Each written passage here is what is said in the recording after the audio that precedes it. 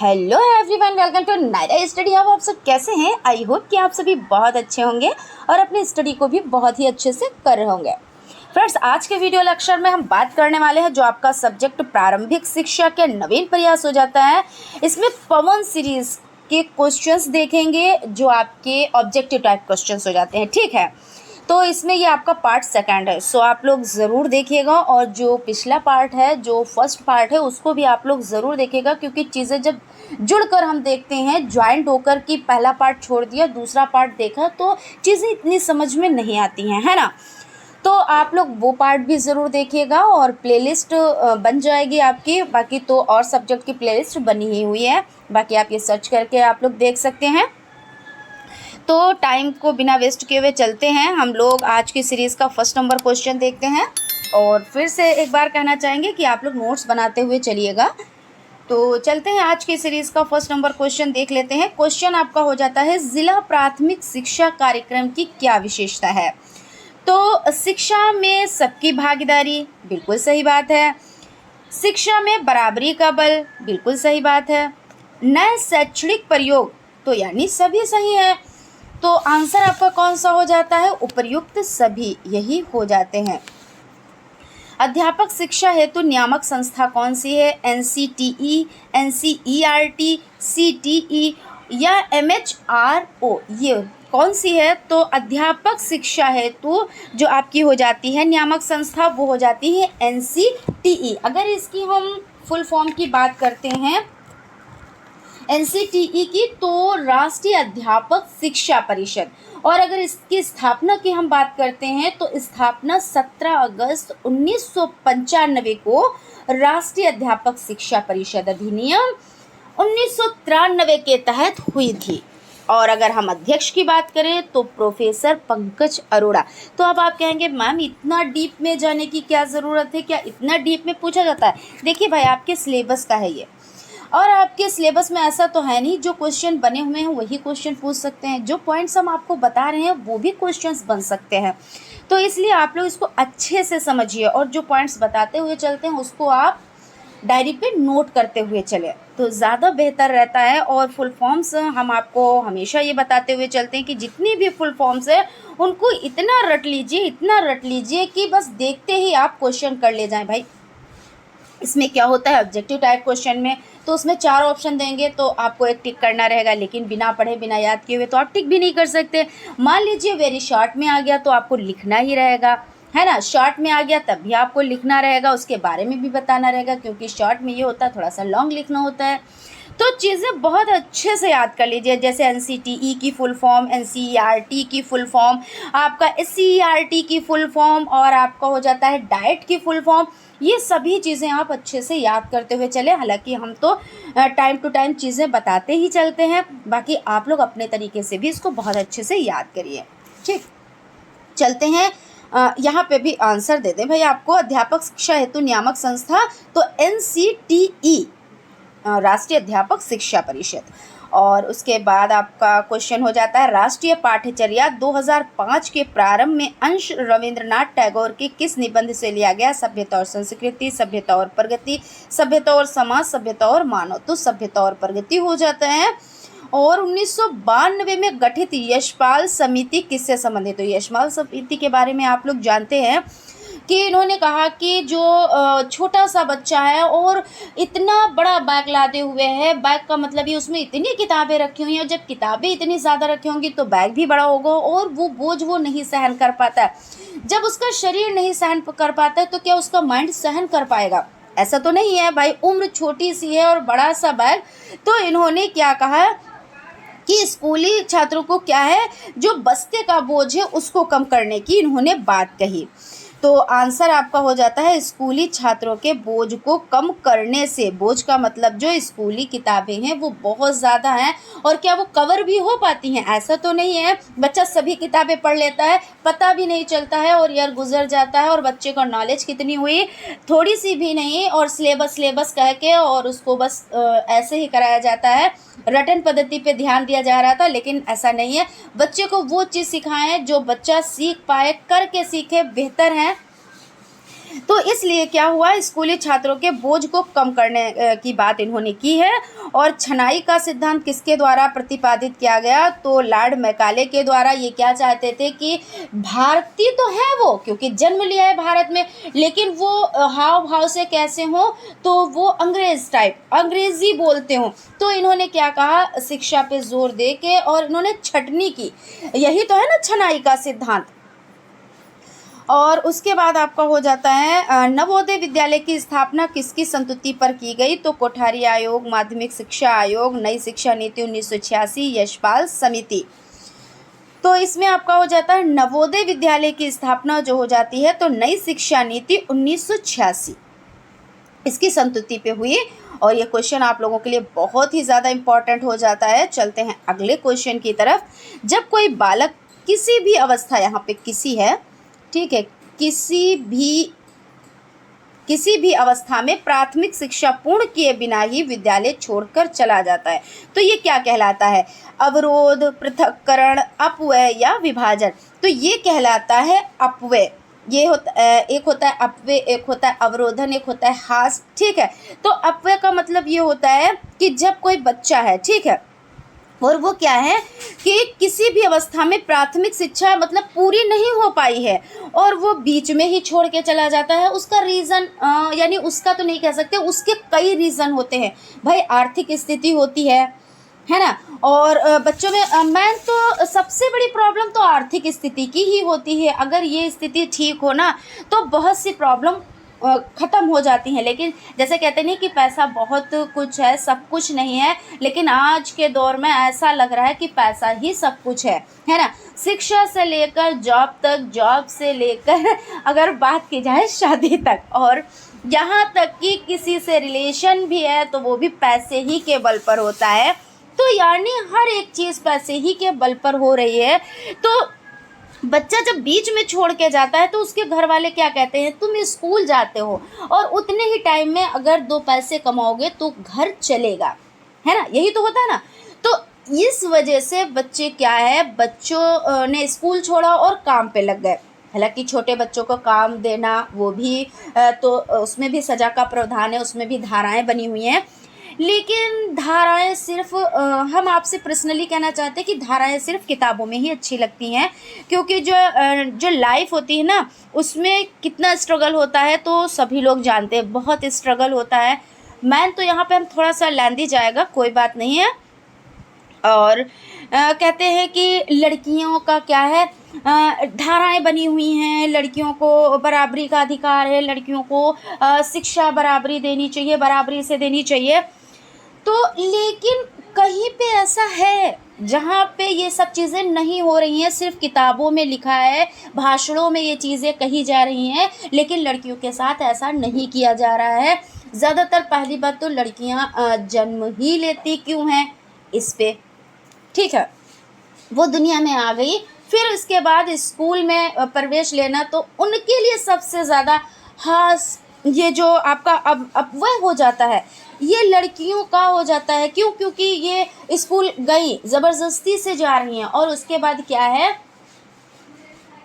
उनको छोड़ना पड़ता है। यहाँ पे ये ना सोचेगा कि एक ही क्वेश्चन हमारा कंप्लीट हो रहा है, हमारे बहुत से क्वेश्चन कंप्लीट हो रहे हैं। और थोड़ा सा हम आपसे डिस्कस भी इस टॉपिक पे करना चाहते थे, क्योंकि ये चीज़ें हमारे माइंड में बहुत ही दिनों से चल रही हैं कि लड़कियों की स्थिति बहुत ही दयनीय है और कोई भी कुछ भी नहीं कर पा रहा है। कहते हैं ये धाराएं बनी, वो धाराएं बनी, लड़कियों की स्थिति बहुत अच्छी हो गई है, बराबरी का दर्जा मिल गया। ऐसा कुछ भी नहीं है, कोई भी ऐसा कहीं पे भी आप थोड़ा सा निकल के देखें तो ऐसा कहीं पे भी कुछ भी नहीं मिलेगा आपको, ठीक है। वो अगर कक्षा 1 से कक्षा 8 तक अगर उन्होंने निःशुल्क शिक्षा ग्रहण भी कर ली किसी वजह से, ज़ोर ज़बरदस्ती से कि नहीं तुमको जाना है तो घर का काम करके और उसके बाद जाना है, लड़की से ये कहा जाता है, फिर उसके बाद उन्होंने ज़ोर ज़बरदस्ती से पढ़ लिया, आगे की शिक्षा कैसे पढ़ेंगी? क्योंकि अब तो ज़ोर ज़बरदस्ती भी नहीं चलेगी। क्यों? क्योंकि अब तो बैलेंस खर्च होगा, बैलेंस देगा कौन? अगर उन्होंने किसी वजह से स्ट्रगल करके वर्क कर भी लिया, वर्क करके उन्होंने पढ़ाई थोड़ी सी कंटिन्यू कर भी ली, मान लीजिए उन्होंने ग्रेजुएशन कर लिया, उसके बाद ये डिग्री डिप्लोमे कहाँ से वो करेंगी, वो डिप्लोमे कहाँ से करेंगे? अगर मान लीजिए किसी बहुत किस्मत किसी लड़की की अच्छी, उसने डिप्लोमे कर भी लिए, तब भी वो बेकार, लड़कियों की ऐसी स्थिति है, तो इस पे कुछ वर्क करना चाहिए। ऐसा नहीं है कि सर्व शिक्षा अभियान सब पढ़ें और सब बढ़ें और लड़कियां बराबर का दर्जा, लेकिन कुछ ऐसा करना चाहिए सरकार को जिससे अगर लड़कियां स्ट्रगल करके आगे बढ़ रही हैं तो उनको कुछ ऐसी सुविधा देनी चाहिए जिससे उनके गार्जियंस को ये चीज़ सुनने को मिले कि हाँ, हमारी बेटी अगर इतना पढ़ जाएगी तो आगे उसको ये चीज़ मिलेगी, ये बेनिफिट मिलेगा। तो हो सकता है कि थोड़ी सी इसमें क्या हो, तब्दीली हो, लेकिन धाराओं से कुछ भी नहीं हो रहा है। ठीक है, तो यहाँ पे अपव्यय जो हो जाता है, ये आंसर आपका राइट हो जाता है। और यहाँ पे थोड़ा सा लेंदी हो गया, लेकिन इससे कई क्वेश्चन आप सॉल्व कर पाएंगे। कहते नहीं, चीज़ों को डिटेल में अगर पढ़ा जाए तो क्वेश्चंस आप जो क्वेश्चंस आपने नहीं भी पढ़े हैं वो अगर आपने ये क्लास अच्छे से लेक्चर ले लिया तो अच्छे से आप कर पाएंगे। ठीक है, फिर उसके बाद चलते हैं, निःशुल्क एवं अनिवार्य शिक्षा का विधान संविधान की किस धारा में है? तो धारा 25, धारा 28, धारा 45 और धारा 46। तो आपको पता है जो धारा जो हो जाती है 45 ये है। ठीक है, धारा 45 में क्या है? निःशुल्क एवं अनिवार्य शिक्षा की बात कही गई, वही जिस पे अभी हम लोग डिस्कस कर रहे थे।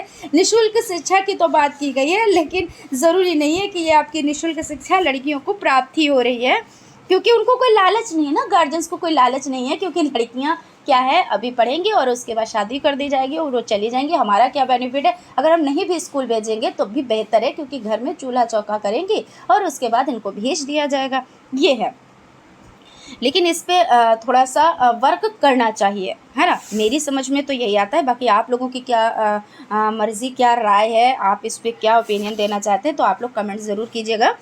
और अगर हम धारा आपकी हो जाती है 28 की अगर हम बात करते हैं, तो धारा 28 किसके लिए बनी है? तो राज्य द्वारा जो पूर्णतः पोषित किसी संस्था में धार्मिक शिक्षा नहीं दी जाएगी। यानी धारा 28 में ये कहा गया है कि ये नहीं है कि स्कूल में कोई भी धार्मिक शिक्षा पे जोर दिया जा रहा है, नहीं दिया जाएगा, धार्मिक शिक्षा पर जोर नहीं दिया जाएगा। इसमें क्या होगा? इसमें तो फिर बहुत चीज़ें गलत हो जाएंगी अगर ऐसा होगा ना, तो इसमें धारा 28 में ये चीज़ बता दी गई है। और उसके बाद आपका चलते हैं हम लोग अगले क्वेश्चन की तरफ। निःशुल्क एवं अनिवार्य बाल शिक्षा अधिकार अधिनियम किस वर्ष बना? तो सन 2000 में, सन 2009 में, सन 2014 में या सन 2015 में? तो सन 2009 में ये निःशुल्क एवं अनिवार्य बाल शिक्षा अधिकार अधिनियम बना है। और है आपका नेक्स्ट क्वेश्चन। आप लोग लाइक सब्सक्राइब करते रहें फ्रेंड्स, और लाइक भी अगर देखिए सेशन अच्छा लगे तो लाइक ज़रूर क्या कीजिए, क्योंकि इससे हम मोटिवेट होते हैं। चार्ल्स ग्रांट के शैक्षिक प्रयास थे। तो भारत में विद्यालयों की स्थापना, अंग्रेजी माध्यम से शिक्षा प्रदान करना, और बात दोनों। तो चार्ल्स ग्रांट के शैक्षिक प्रयास क्या थे? तो भारत में विद्यालयों की स्थापना भी थी, बिल्कुल सही बात है। अंग्रेजी माध्यम से शिक्षा प्रदान करना, ये भी बात थी। तो यानी कि और बात दोनों सही हो जाते हैं आपके। ठीक है, निःशुल्क और अनिवार्य बाल शिक्षा अधिकार अधिनियम के अंतर्गत चौथे अध्याय में शिक्षकों के दायित्व दिए गए हैं। नियमित समय से स्कूल में उपस्थित होना, सही बात है। और उसमें है पाठ्यक्रम के अनुसार पढ़ाना और उसे निर्धारित समय में पूरा करना। प्रत्येक बच्चे की सीखने की योग्यता का आकलन करना, सभी तो हैं, तो इसलिए आपका द ऑप्शन राइट हो जाता है। हंटर कमीशन कहते हैं भारतीय शिक्षा आयोग को, माध्यमिक शिक्षा आयोग को। आपका हो जाता है राष्ट्रीय शिक्षा आयोग को या मुदालियर आयोग को। तो हंटर कमीशन किसको कहते हैं? तो हंटर कमीशन भारतीय शिक्षा आयोग को कहते हैं, इसलिए आपका ऑप्शन राइट है।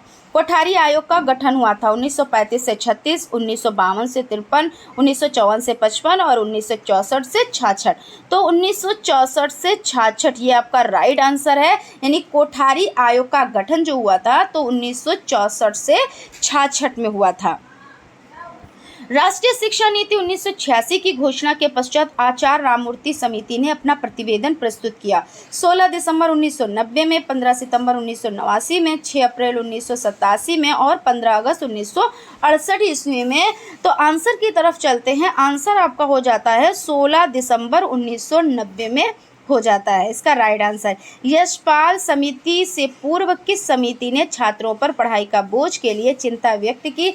पटेल समिति, एनसीईआरटी कार्यदल, आचार्य राममूर्ति समिति, उपयुक्त तीनों। तो उपयुक्त तीनों हो जाते हैं, यानी कि यशपाल समिति से पूर्व की बात हो रही है किस समिति ने छात्रों पर पढ़ाई के बोझ के लिए चिंता व्यक्त की? तो अभी आपने पढ़ा यशपाल समिति, इन्होंने कहा कि इस समिति में कहा गया कि बच्चे का कद कम है, उम्र कम है, लेकिन बोझ बहुत ज़्यादा है, तो इसको कम किया जाए। लेकिन इसके अलावा भी कुछ समितियां थीं, यानी कुछ समितियां हैं जिन्होंने वर्क किया। तो किन समितियों ने वर्क किया? तो पटेल समिति ने भी इस पे वर्क किया, एनसीईआरटी ने भी इस पे वर्क किया और आचार्य राममूर्ति समिति ने भी इस पे वर्क किया। तो इस तरह से ये 4 समितियां हो जाती हैं। उसके बाद आपका नेक्स्ट क्वेश्चन हो जाता है एनसीएफ 2005 के अंतर्गत पुनरीक्षित गुणवत्ता विजन के संदर्भ में निम्न दृष्टिकोण चिन्हित किए गए हैं। क्या दृष्टिकोण चिन्हित किए गए हैं देख लेते हैं, पहले ऑप्शन, उसके बाद हम लोग क्या करते हैं, आंसर की तरफ चलते हैं।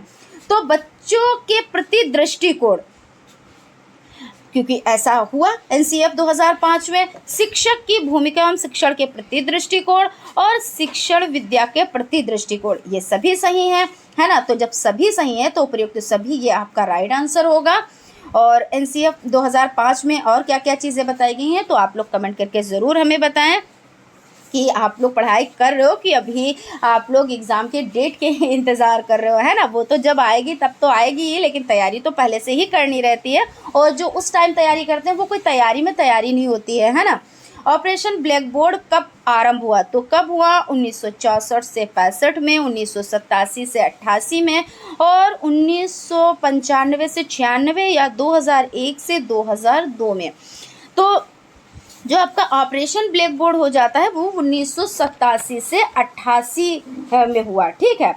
तो अगर हम इस पे थोड़ी सी बात करें, ठीक है ना, अगर हम ऑपरेशन ब्लैक बोर्ड पे थोड़ी सी अगर हम बात करते हैं तो सबसे पहले तो सन तो इसमें दिए ही हैं, 87 से 88 में ऑपरेशन ब्लैक बोर्ड, ये आपको जो सन है याद रखना है और बहुत अच्छे से याद रखना है। तो इसमें क्या हुआ, 1986 में प्राथमिक शिक्षा को ज़रूरी मानते हुए ह्रास और अवरोधन की समस्या को कम करने के लिए, अभी हमने आपको बताया ह्रास और अवरोधन इसलिए होता है कि कुछ बच्चे क्या होते हैं, जैसे मान लीजिए कक्षा 1 में एडमिशन हुआ, ठीक है, और उसके बाद क्या हुआ, वो आधी पढ़ाई करके यानी आधे ईयर पढ़ाई करके या 3 महीने पढ़ाई करके और वो स्कूल से चले जाते हैं। कोई प्रॉब्लम आती है, क्योंकि सबसे बड़ी प्रॉब्लम आर्थिक स्थिति की होती है, क्योंकि आर्थिक स्थिति ठीक नहीं होती है तो बच्चे क्या करते हैं, आधे में छोड़ के चले जाते हैं, वो कोई काम में लग जाए। आप कहेंगे मैम इतना छोटा बच्चा क्या वर्क करेगा?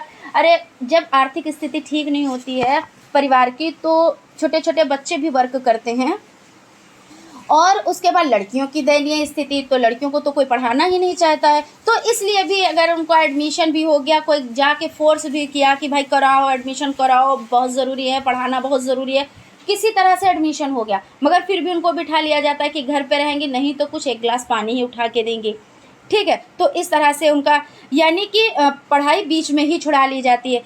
कुछ बच्चों में ये होता है कि अवरोधन, जैसे हमने क्या कहा कि हास्य और अवरोधन, तो कुछ बच्चे एक क्लास में 2-2 बार पढ़ते हैं। बहुत से बच्चे ऐसे होते हैं कि जो लोग बहुत ज़्यादा ध्यान नहीं पढ़ाई पे दे पाते हैं या किसी वजह से, क्योंकि हर एक बच्चे के जो आईक्यू होता है वो बराबर का नहीं होता है, तो कुछ बच्चे क्या होते हैं एक ही क्लास में 2-2 बार पढ़ते हैं, तो ये हास्य और अवरोधन हो जाता है।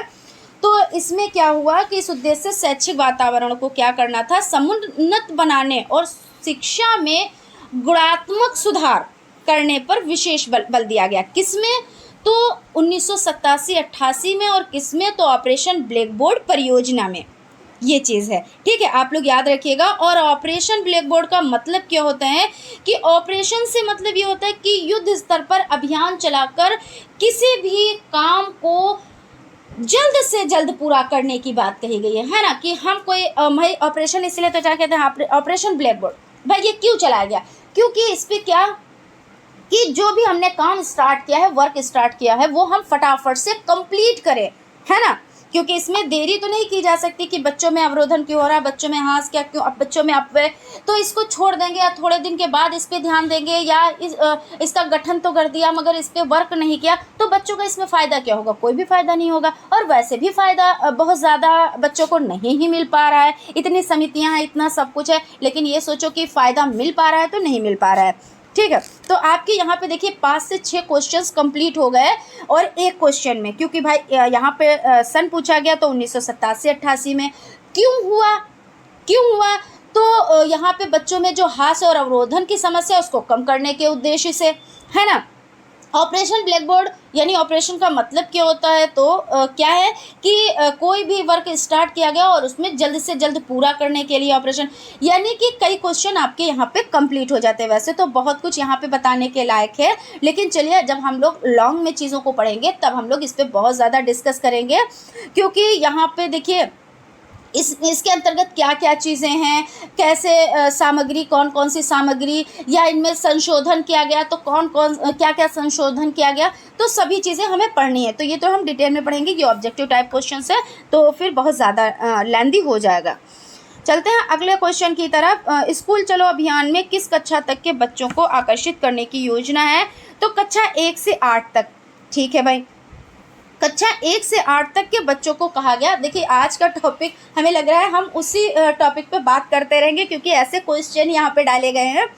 कक्षा 1 से 8 तक स्कूल चलो अभियान चला दिया गया, ठीक। उसके बाद बच्चे कहाँ जाएंगे, क्योंकि अब तो वो बच्चे थोड़ा सा पढ़ गए, अब उनमें खाई बनने लगी, और वो खाई पटना बड़ा ही मुश्किल का काम हो जाता है जब बच्चे थोड़ा, जैसे मान लीजिए घर में गार्जियंस नहीं पढ़े लिखे हुए हैं, ठीक है, और आप रोज़ समझाने गए कि नहीं पढ़ाना चाहिए, बच्चों को पढ़ाना चाहिए, लड़कियां भी किसी से कम नहीं है, लड़के भी किसी से कम नहीं है, और पढ़ाना चाहिए, ठीक है भाई, एडमिशन हो गया। उसके बाद क्या हुआ, अब तो भाई भोजन भी मिलने लगा, बच्चों को भोजन की भी दिक्कत नहीं होती है, और इससे क्या हुआ, एडमिशन में भी बहुत ज़्यादा बढ़ोतरी देखने को मिली है। बच्चे क्या है, रोज़ स्कूल भी कंटिन्यू जाते हैं, अच्छे से तैयार होके बच्चे क्या करते हैं, स्कूल जाते हैं कि भाई हमें वहाँ भोजन मिलेगा। कुछ बच्चों की तो ऐसी स्थिति, भाई घर की ऐसी स्थिति होती है जो भोजन के लिए उनको तरसना रहता है, लेकिन अब क्या है, स्कूल में मिल जाता है तो इसके लिए चले जाते हैं। लेकिन कक्षा 1 से 8 तक तो उन्होंने पढ़ लिया, लेकिन आगे की पढ़ाई वो कैसे करें। लड़कियों को तो बिठा लिया गया, लड़के अगर पढ़ भी रहे हैं चले भाई ठीक है, लड़कों तो भाई ये है, वो तो सर्वोपरि हैं, उनको तो मान्यता मिली ही मिली है कि इन्होंने लड़के का जन्म लिया। अब लड़की कहाँ पे जाए, ठीक है, वो पढ़ के थोड़ा उसने थोड़ा सा पढ़ा, थोड़ी सी उसमें तब्दीली आई, अब उसमें खाई बनने लगी। आगे की कोई उसके लिए योजना नहीं बनी है कि ये लड़की है, ये ज़्यादा पढ़ के क्या करेगी, अगर किसी वजह से पढ़ गए तो सरकार को ऐसा करना चाहिए कि कोई ना कोई ऐसी योजना चलानी चाहिए जिससे ये कि हाँ, हम आप अगर बच्चे को इतना पढ़ा रहे हैं, अपनी लड़की को इतना पढ़ा रहे हैं, तो उसके बाद हम इसको जीविका ज़रूर देंगे। अगर जीविका की बात कर ली जाए तो ऐसा कोई नहीं होगा जो अपनी लड़की को नहीं पढ़ाएगा, ठीक है। तो खैर यहाँ पे है, स्कूल चलो अभियान में किस कक्षा तक के बच्चों को आकर्षित करने की योजना बनाई गई है, तो 1 से 8 तक की। और क्वेश्चन आपका हो जाता है, स्कूल रेडीनेस कार्यक्रम विद्यालय शिक्षा की तैयारी में निम्न क्षेत्रों पर बल दिया गया। रेडीनेस, रेडी का मतलब तैयार होना, है ना। तो रेडीनेस यहाँ पे व्यक्तित्व एवं सामाजिक तैयारी, शैक्षिक तैयारी, मनोरंजनात्मक, सृजनात्मक तथा शाब्दिक अशाब्दिक भाषा कौशल उपयुक्त सभी। तो रेडीनेस पे हम थोड़ी सी चर्चा करेंगे, क्योंकि सभी क्वेश्चंस ऐसे हैं जिसमें भाई चर्चा ज़रूर करनी है। सिर्फ आप एक ही क्वेश्चन करके उसको टिक कर दें, वो चीज़ें सही भी नहीं रहती और माइंड में वो चीज़ें आती भी नहीं है, कि भूल जाया जाता है कि अरे हाँ कुछ था, फिर से रिवीजन करेंगे, याद आ जाएगा। लेकिन जब हम डिटेल में चीज़ों को पढ़ते हैं तो वो चीज़ें हमें वहाँ पे, अगर वो पॉइंट हमें नहीं मिल पाता है, लेकिन जो चीज़ें हम बोलते हैं तो वो चीज़ें जब आप ऑब्जर्व करते हैं, वो अपने माइंड में आप रखते हैं उन बातों को, तो वो बातें याद आ जाती हैं कि हाँ ऐसे से ऐसे मैम ने बताया था, और क्या है कि अच्छा ये चीज़ है, इसका आंसर ऐसा होता है ना। तो स्कूल रेडीनेस की अगर हम बात करते हैं, तो इसमें क्या है कि जब बच्चे का कक्षा 1 में एडमिशन होता है, वैसे तो वो अपनी मातृभाषा लेके जाता है।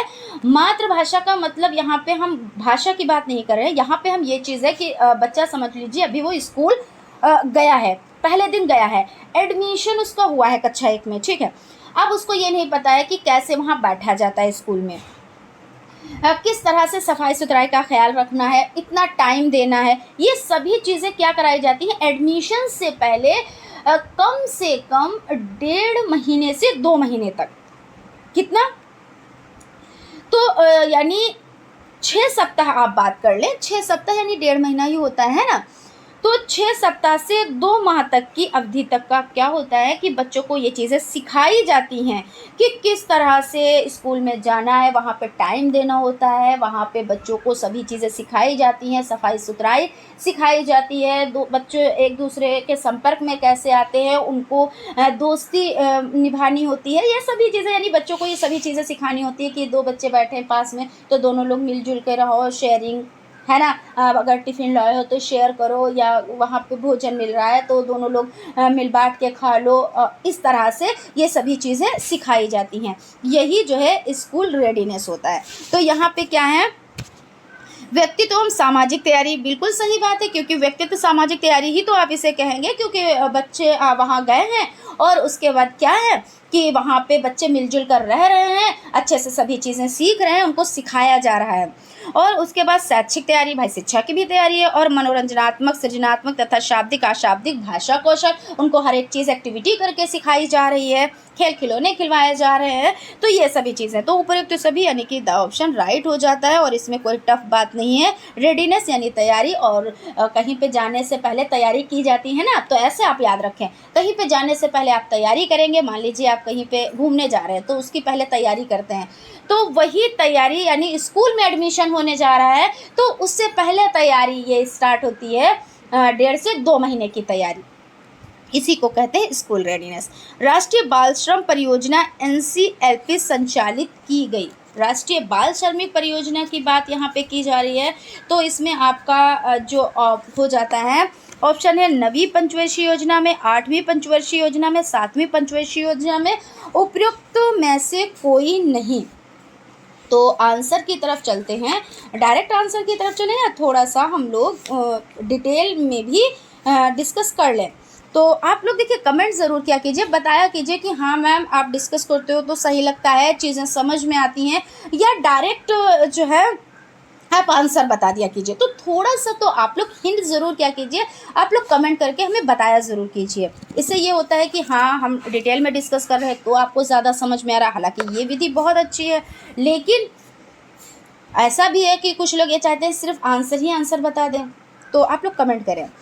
राष्ट्रीय बाल श्रम परियोजना NCLP यानी नेशनल चाइल्ड लेबर प्रोजेक्ट, तो इसमें क्या हुआ 1987 का एक दायित्व है कि बाल श्रमिकों की अधिकता वाले क्षेत्रों में राष्ट्रीय बाल श्रमिक परियोजनाएं चलाना। अब इसमें क्या चीज़ें रखी गई कि 9 से 14 वर्ष के बीच ये है कि 9 से 14 वर्ष के जो बच्चों की है उसकी बात की गई है। इसमें ये पता लगाकर कि उन्हें मुक्त कराया जा सके, कि ऐसा तो नहीं है कहीं पे एक काम करें, ये नहीं कि घर में वो पानी किसी को दे रहे हैं तो मतलब वो नहीं दे सकते, ऐसा नहीं है। कहीं पे मतलब अपनी जीविका कमाने गए हैं, फैक्ट्रियों में लगे हुए हैं, कारखानों में लगे हुए हैं, वहाँ की बात की जा रही है। ऐसा नहीं कि बच्चे भी कहने लगे कि नहीं ऐसा नहीं है, राष्ट्रीय बाल श्रमिक परियोजना के अंतर्गत है, हम पानी भी उठा के नहीं देंगे, ऐसा नहीं है। मतलब जो बच्चे कमाने के लिए जाते हैं, फैक्ट्रियों में वर्क करते हैं, देखा नहीं होगा आपने छोटे छोटे बच्चों को, वो ग्लास धो रहे हैं और चाय दे रहे हैं और फैक्ट्रियों में वर्क कर रहे हैं, तो उस तरह के बच्चों के लिए है।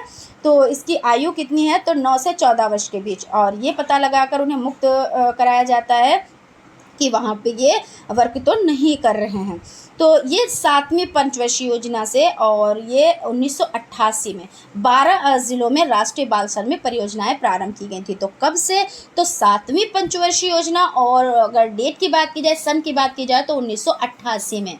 तो आप लोग के लिए पंचवर्षीय योजनाएं भी इंपॉर्टेंट हो जाती है। आप लोग सारी पंचवर्षीय योजनाओं को देख लें, हालांकि हम तो बताते ही चलेंगे, लेकिन आप लोग पंचवर्षीय योजनाओं को भी अच्छे से तैयार कर लीजिएगा। वो तो इसमें 7वीं पंचवर्षीय योजना हो जाती है, ठीक है। और फिर इसके बाद संशोधन और भी चीज़ें इसमें हुई, वो सभी चीज़ें हम आगे पढ़ेंगे कि 9वीं पंचवर्षीय योजना के अंतर्गत क्या हुआ, 10वीं पंचवर्षीय योजना के अंतर्गत क्या हुआ, चीज़ों में क्या क्या परिवर्तन किए गए, कितनी संख्याओं को बढ़ाया गया, वो सभी चीज़ें हम डिस्कस करेंगे आगे।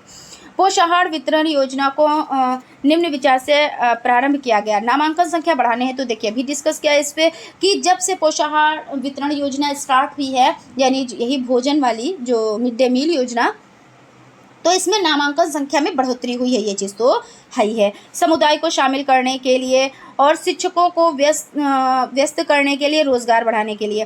तो इसमें ये सब चीज़ें बात नहीं, इसमें क्या है, मेन मोटिव ये है कि बच्चों को स्कूल से जोड़ना, नामांकन में वृद्धि करना, और बच्चे स्कूल जाएं। और मतलब ये नहीं है कि एक दिन गए बच्चे और 10 दिन ना जाए, क्योंकि कुछ बच्चे ऐसा भी करते हैं ना कि एक दिन गए तो 10 दिन नहीं गए, फिर एक दिन चले गए या हाफ टाइम से चले आए, तो ऐसा नहीं, उनको रोके रखना। तो रोके रखना कैसे, जब से ये पोषाहार वितरण योजना स्टार्ट हुई है, तो बच्चे रुके रहते हैं, पूरे टाइम रुके रहते हैं। तो नामांकन संख्या बढ़ाने के लिए, और इसमें कुछ क्वेश्चन में ऐसा दे देते हैं कि नामांकन संख्या बढ़ाने के लिए और भी कई ऑप्शन होते हैं, तो वो सभी आपका पॉजिटिव होते हैं, तो उसमें सभी में टिक करना होता है। जैसा क्वेश्चन हो उस तरह से आप टिक करें, और अगर टिक वाला है तो, और जब टिक वाला नहीं तो आपको लिखना रहेगा। हास्य एवं अवरोधन को रोकने के लिए तथा संप्राप्ति लक्ष्य को प्राप्त करने के लिए प्रोत्साहन के अधीन कौन कौन सी सुविधाएं प्रदान की गई हैं? तो आपका हो जाता है छात्रवृत्ति, विद्यालय मध्याह्न भोजन, निःशुल्क पाठ्य पुस्तकें, ड्रेस, उपयुक्त सभी। तो भाई बिल्कुल सही है। हास्य और अवरोधन, अभी इस पे हमने डिस्कस किया कि कुछ बच्चे क्या होते हैं कि स्कूल में मतलब थोड़े दिन स्कूल जाते हैं और बैठ जाते हैं कि भाई आर्थिक स्थिति खराब है, तो भाई बच्चे बैठ ही जाएंगे। लेकिन जब से छात्रवृत्ति मिलना स्टार्ट हुई है, विद्यालय मध्याह्न भोजन मिलना स्टार्ट हुआ है, निःशुल्क पाठ्य पुस्तकें, ड्रेस मिलने, भाई ड्रेस भी स्कूल से मिल जाता है, किताबें भी मिल जाती, पेंसिल रबड़ हर एक चीज़ तो स्कूल से मिल जाती है। तो माता पिता को क्या है, सिर्फ विद्यालय भेजना ही तो बच्चों को है, तो बच्चे क्या हैं, स्कूल जाते हैं। तो उपयुक्त सभी ये राइट आंसर है। बाल अधिकार का प्रस्ताव पारित किया संयुक्त राष्ट्र संघ ने, भारत सरकार ने, यूनेस्को ने, उपयुक्त सभी ने। तो यहाँ पे देखिए क्वेश्चन कई तरह से ये पूछा जाता है, तो जिस तरह से ये क्वेश्चन पूछा जाए उस तरह से इसमें आपको आंसर करना है। तो यहाँ पे एक ऑप्शन दिया गया है, उपयुक्त में से कोई नहीं की बात की गई तो बिल्कुल गलत है, ठीक है ना। तो यहाँ पे संयुक्त राष्ट्र संघ राइट होगा। वैसे अगर कहीं कहीं पे होता है तो भारत सरकार, तो वो भी राइट आंसर होता है जहाँ पे उपयुक्त सभी की बात की जाए तभी तो, वरना तो आपको एक ही टिक करना रहेगा। और जब आपको एक टिक करना रहेगा तो आपका ये आपका हो जाएगा संयुक्त राष्ट्र संघ हो जाएगा, ठीक है। चलते हैं अगले क्वेश्चन की तरफ। आपको सेशन पसंद आ रहा है तो आप लोग लाइक करें, और चीज़ें आपको कैसी चाहिए या हमें क्या बदलाव करना चाहिए, पढ़ाने के ढंग में क्या बदलाव करना चाहिए, तो आप लोग बताएं कि हाँ हमें मैम ज़्यादा डिटेलिंग नहीं चाहिए या हमें और भी डिटेलिंग चाहिए, आप डीप में जाके चीज़ों को पढ़ाएं। तो थोड़ा सा हमें भी ये चीज़ अनुमान लगता है कि हाँ आप लोगों को चीज़ें समझ में आ रही है, आप उसमें इंटरेस्ट ले रहे हैं कि नहीं ले रहे हैं, ये सभी चीज़ें। और ये भी चीज़ें, जितनी चीज़ें बताई जा रही हैं सभी चीज़ें आपके सिलेबस से जुड़ी हुई हैं, सभी चीज़ें मोस्ट इम्पॉर्टेंट है। और ये चीज़ें जो हम आपको बता रहे हैं, जो चीज़ें हम आपको पढ़ा रहे हैं, तो ये आज तो आप लोगों के लिए बेनिफिशियल है ही है, बेनिफिट आपको देंगी ही। प्लस आपके आने वाले टाइम में जो आपके एग्ज़ाम होंगे, सीटेट का एग्ज़ाम, अदर जो एग्ज़ाम, वनडे एग्ज़ाम, यानी टीचिंग से रिलेटेड, भाई टीचर ही बनने के लिए आपने ये डिप्लोमा चूज़ किया है, तो बहुत ज़्यादा ये हेल्प कराएंगे, क्योंकि टीचर बनेंगे आप, भाई भावी शिक्षक ही हैं आप, तो ये सभी चीज़ों की नॉलेज आपको होनी चाहिए ना। और यही तो भाई, जब एग्जामिनर यही तो चाहता है कि भाई जो हमारे टीचर बनने वाले हैं तो उनको ये सभी चीज़ों के बारे में नॉलेज है या नहीं भी, है ना। तो यही सब चीज़ें तो है, वही तो आप सीख रहे हैं, तो ये आप लोगों के लिए कितना इम्पोर्टेंट हो जाता है। तो आप लोग बताएं हमें कि हाँ क्या मैम बदलाव करना चाहिए, ये भी आप ज़रूर बताएं हमें। शिक्षा को संविधान की किस सूची में रखा गया है? तो केंद्रीय सूची, राज्य सूची, समवर्ती सूची। तो शिक्षा को समवर्ती सूची में रखा गया है। और भारत में आधुनिक शिक्षा का जन्मदाता किसे माना जाता है? तो चार्ल्स ग्रांट को माना जाता है। सब देखिए रिपीटेड क्वेश्चन है। निःशुल्क और अनिवार्य शिक्षा का अधिकार अधिनियम 2009 किस अनुच्छेद के द्वारा बनाया गया? तो 21 का के अंतर्गत बनाया गया है। तो यहाँ पे आपका हो जाता है ये कंप्लीट, ये जो सेशन आपका हो जाता है ये कंप्लीट हो जाता है। आई होप आप लोगों को चीज़ें बहुत ही अच्छे से समझ में आई होंगी। थोड़ा सा हम देखिए 21A के बारे में हम बात कर लेते हैं। तो दिसंबर सन 2002 अनुच्छेद 21A और भाग 3 के माध्यम से 86वें संशोधन विधेयक में 6 से 14 वर्ष तक के सभी बालकों के लिए निःशुल्क और अनिवार्य शिक्षा के अधिकार को मौलिक अधिकार माना गया। और अनुच्छेद 21A के अनुसार क्या? तो यहाँ पे धारा की बात की गई, ठीक। और अनुच्छेद 21A के अनुसार कानून संकल्पना अपने अनुरूप 6 से 14 वर्ष तक के आयु वर्ग के सभी बच्चों को मुफ्त और अनिवार्य शिक्षा प्रदान करेंगे। तो यहाँ पे 21 का ये हो जाता है। तो फ्रेंड्स आई होप आप लोगों को सेशन पसंद आया होगा। अगर सेशन पसंद आया है तो एक लाइक ज़रूर करें, और अगर अभी तक आप लोगों ने चैनल को सब्सक्राइब नहीं किया है तो प्लीज़ सब्सक्राइब कर लें और बेल आइकन को भी ज़रूर प्रेस कर लें। तो फ्रेंड्स मिलते हैं अगले सेशन में। तब तक आप लोग अपना ख्याल रखें और स्टडी को कंटिन्यू करें, और एक डायरी ज़रूर बनाएं, यानी रजिस्टर ज़रूर बनाएं जिसमें चीज़ों को मेंटेन करते चलें, और क्योंकि ये आप लोगों को बहुत ज़्यादा हेल्प करेंगे। Thank you.